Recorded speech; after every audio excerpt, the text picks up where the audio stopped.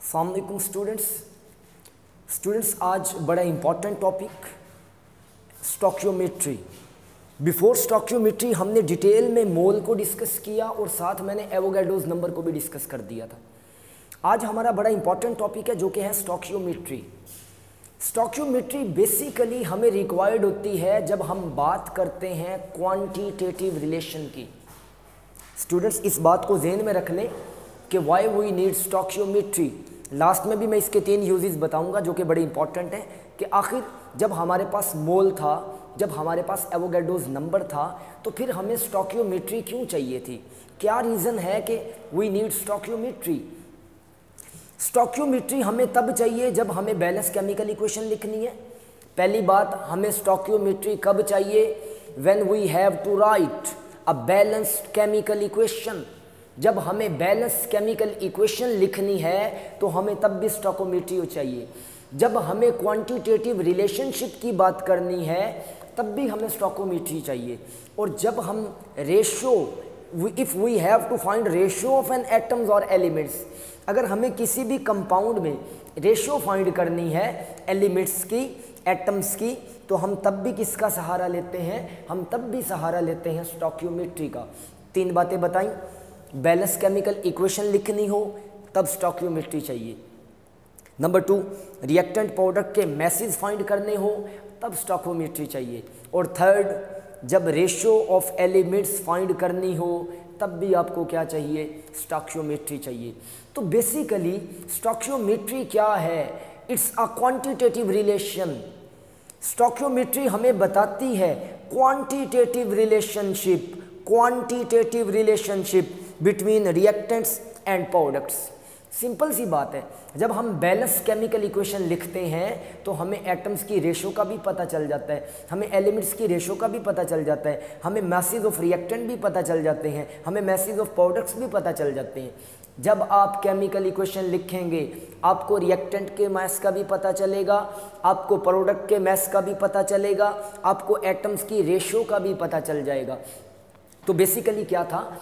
Stoichiometry is the branch of chemistry that deal with the quantitative relationship.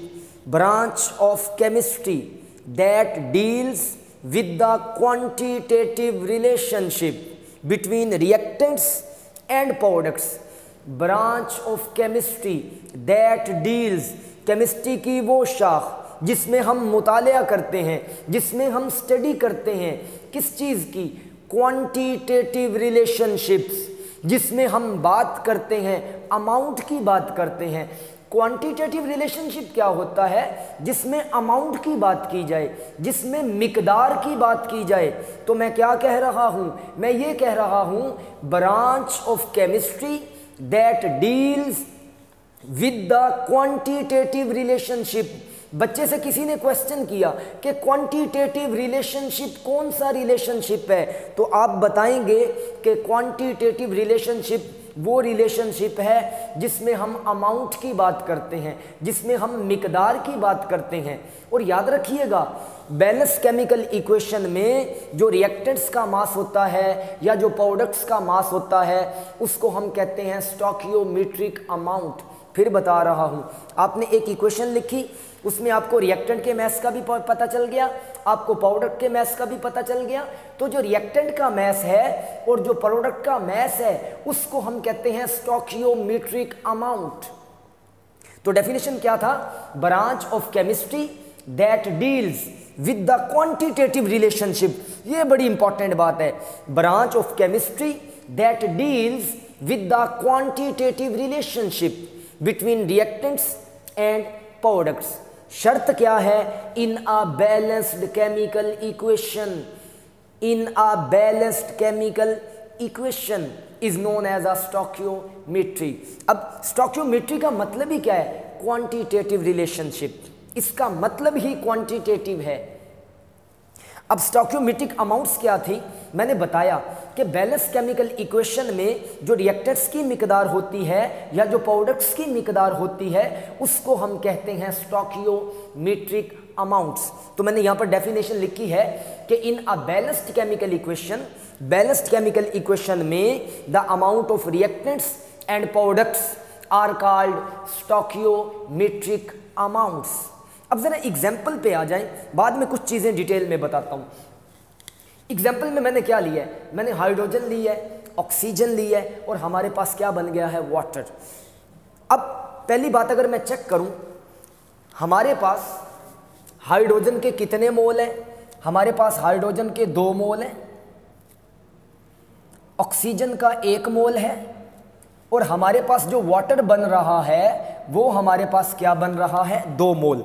जरा गौर कीजिएगा, in this equation 2 mole of hydrogen react with 1 mole of oxygen. Hydrogen के 2 मोल हैं, oxygen का 1 मोल है, और जब reaction हुआ तो रिएक्शन के बाद हमारे पास वाटर बना, और जो वाटर की मिकदार थी वो कितनी थी, 2 मोल। 2 मोल हाइड्रोजन, 1 मोल ऑक्सीजन मिलकर क्या बना रहा है, 2 मोल वाटर। 2 मोल्स ऑफ वाटर, 2 मोल पानी बन रहा है आपके पास। अब मैं मैथ्स की बात करता हूं। मुझे पता है कि जो H2 है, 1 मोल हाइड्रोजन का मैस है 1.008 ग्राम। हम कहते हैं 1 मोल ऑफ हाइड्रोजन H। अगर मैं H की बात करूं तो मैं कहूँगा 1 ग्राम। 2 मोल 2 ग्राम, 3 मोल 3 ग्राम, 4 मोल 4 ग्राम। तो जाहिर सी बात है मोल तो 2 हैं, लेकिन जब 2 मोल्स ऑफ H2, तो ये हमारे पास टोटल कितना बना, 4 ग्राम ऑफ हाइड्रोजन। अब आपके पास O का जो मास है, oxygen, only oxygen, just O, उसका जो मैस है वो 16 ग्राम है। तो अब हमारे पास O2 है, तो जाहिर सी बात है इसका मैस कितना होगा, 32 ग्राम। और हमारे पास जाहिर सी बात है जब 4 ग्राम हमारे पास हाइड्रोजन है, हमारे पास 32 ग्राम ऑक्सीजन है, तो हमारे पास वाटर कितना बनेगा, 36 ग्राम। अब ज़रा गौर कीजिएगा, मैंने क्या लिखा, मैंने कहा 4 ग्राम हाइड्रोजन है, 32 ग्राम ऑक्सीजन है, और ये मिलने के बाद जो वाटर बना रहे हैं वो 36 ग्राम है।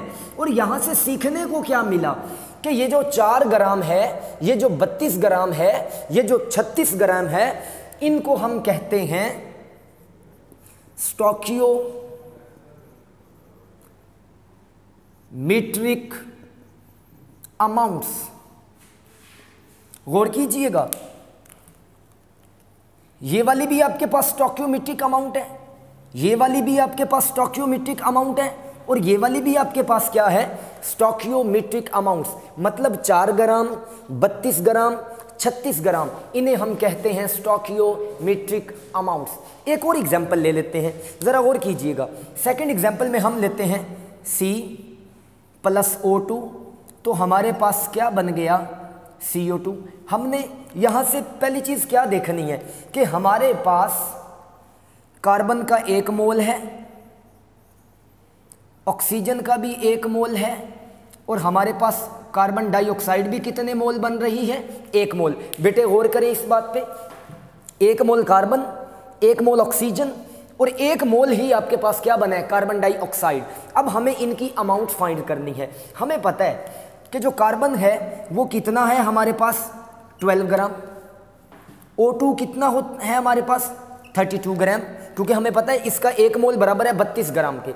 और हमें पता है 1 मोल ऑफ CO2 बराबर होता है 44 ग्राम के। अगर आप मोल्स को डबल करेंगे इसका मतलब आपने अमाउंट को डबल कर दिया। अब देखें 32 और 12 44, अगर आप 32 को 12 में ऐड करें तो आपके पास क्या बन रहा है, 44। एक चीज़ बता दूं, हमारे पास यहाँ पे रिएक्टेंट भी 36 ग्राम है, प्रोडक्ट भी 36 ग्राम है। यहाँ पे हमारे पास रिएक्टेंट 44 ग्राम, प्रोडक्ट भी क्या है, 44 ग्राम। इस चीज़ को रजिस्टर पे लिख लें कि सर ने इस बात को मेंशन किया है, क्योंकि मैंने इसको थोड़ा डिटेल में बताना है। अब ये हमारे पास 12 ग्राम, 32 ग्राम और 44 ग्राम, इसको हम क्या कहते हैं, स्टोकियोमेट्रिक अमाउंट्स। यहाँ तक ये बात क्लियर हो गई। अब यहाँ पे लाज, बड़े 2 इंपॉर्टेंट लाज हैं जो स्टोकियोमेट्रिक कैलकुलेशंस में ओबे होते हैं, उसके बाद मैं इसके अजम्पशंस पे चला जाऊंगा। तो नेक्स्ट हमारी हेडिंग क्या बनेगी, लाज ओबेड, कि वो कौन कौन से लाज हैं जो स्टोकियोमेट्रिक अमाउंट्स में या स्टोकियोमेट्रिक कैलकुलेशंस में ओबे होते हैं। उनमें सबसे पहला लॉ है हमारे पास law of conservation of mass. दूसरा हमारे पास क्या है, लॉ ऑफ डेफिनिट प्रोपोर्शन।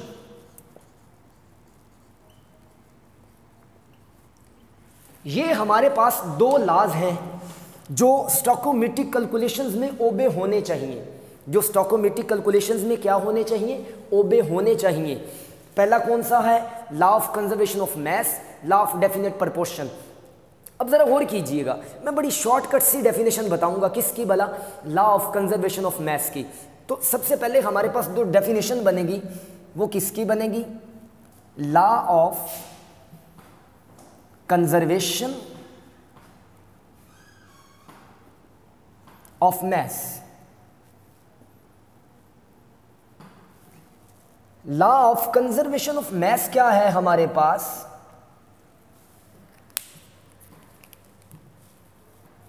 कि mass of reactant is equal to the mass of product, कि जो रिएक्टेंट का mass है वो प्रोडक्ट के mass के बराबर हो। आ जाएं ज़रा यहाँ, हमने कहा था 2 मोल हाइड्रोजन है, 1 मोल ऑक्सीजन है, 2 मोल पानी बना। हमने कहा 4 ग्राम हाइड्रोजन 32 ग्राम ऑक्सीजन, तो रिएक्टेंट का मास बना 36 ग्राम। इसका मतलब है प्रोडक्ट का मास भी कितना बनेगा, 36 ग्राम। यहाँ से हमने क्या सीखा कि law of conservation of mass क्या है, कि mass of reactant is equal to the mass of product, कि जो रिएक्टेंट का मास है वो प्रोडक्ट के मास के बराबर होना चाहिए। तो मैं क्या कहूँगा, ये जो मैंने एग्जाम्पल 1 लिखी है, एग्जाम्पल 1 में मैंने क्या सीखा कि हमारे पास 36 ग्राम रिएक्टेंट है और हमारे पास प्रोडक्ट भी कितना बना है, 36 ग्राम। 36 ग्राम रिएक्टेंट से 36 ग्राम प्रोडक्ट। और यहाँ से सीखा क्या, मास can neither be created, mass can neither be created nor be destroyed. ना तो आप मास को पैदा कर सकते हैं, ना ही आप उसको तबाह कर सकते हैं, बट चेंज, आप उसकी हालत बदल सकते हैं, from one form to another form. Mass of reactant is equal to the mass of product. इसका क्या मतलब है, इसका मतलब है mass can neither be created nor be destroyed but change from one form to another form. Mass को पैदा नहीं किया जा सकता, मास को तबाह भी नहीं किया जा सकता, बट चेंज किया जा सकता है एक हालत से दूसरी हालत में।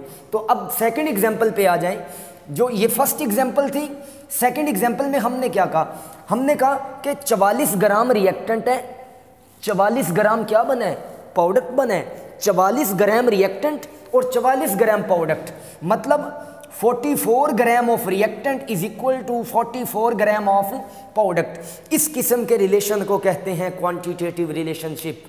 इस लॉ को कहते हैं लॉ ऑफ कंजर्वेशन ऑफ मास। और दूसरा लॉ हमारे पास क्या था, law of definite proportion.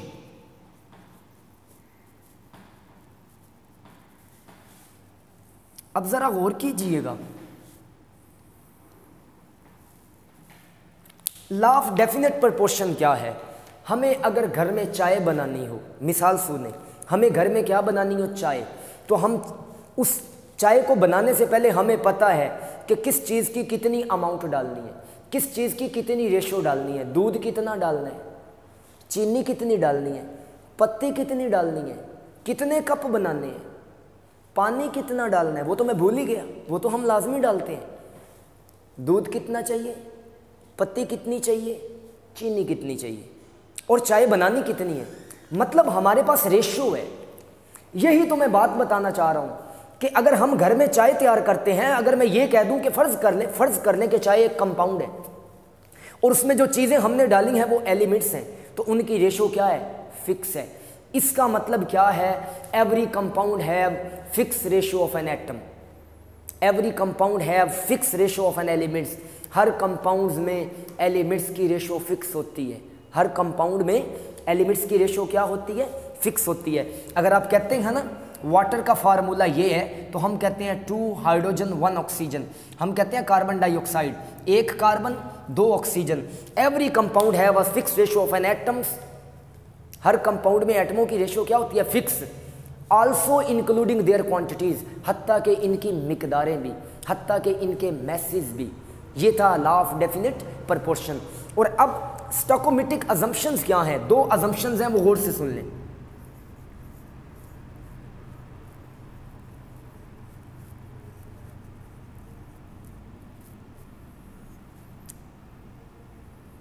Stoichiometric assumption में अगर हम ये कहते हैं कि mass of reactant is equal to the mass of product, तो इसकी पहली अजम्पशन यही बनती है कि रिएक्टेंट का मैस प्रोडक्ट के मैस के बराबर कब होगा?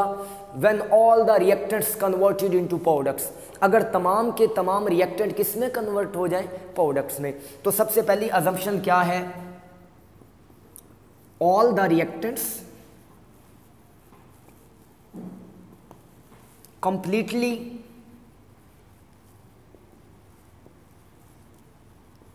converted into product, के तमाम रिएक्टेंट्स प्रोडक्ट्स में कन्वर्ट हो जाएं, तभी रिएक्टेंट का मास प्रोडक्ट के मास के बराबर होगा। और दूसरी बात जो कि बड़ी इंपॉर्टेंट है, no side reaction takes place, no side reaction occur.